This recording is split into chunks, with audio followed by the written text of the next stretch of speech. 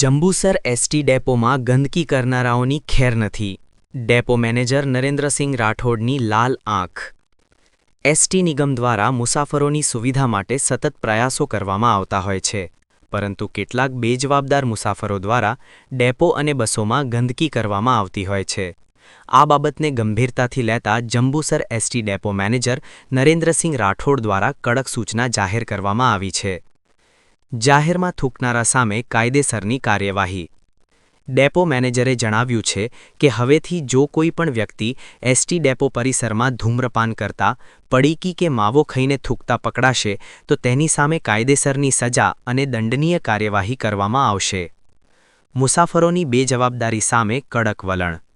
ઘણીવાર જોવા મળે છે કે મુસાફરો ચાલુ બસમાં અથવા ડેપોના ખૂણે ખૂણે માવો ખાઈને પિચકારી મારતા હોય છે, જેના કારણે લાખોના ખર્ચે બનેલા ડેપો અને નવી નક્કોર બસો ગંદી થાય છે. અન્ય મુસાફરોને પણ આનાથી અગવડતા પડતી હોય છે. આ બદીને ડામવા માટે મેનેજરે હવે લાલ આંખ કરી છે. ગંદકી મુક્ત અભિયાન. જંબુસર ડેપોને સ્વચ્છ રાખવા માટેનો નિર્ણય. નજર રાખવામાં આવશે. ડેપો સ્ટાફને ગંદકી કરનારાઓ પર વોચ રાખવા, મુસાફરોને પણ સહકાર આપવા appeal. Reporter Salim Patel, Jambusar. Jambusar depot manager NC Rathod.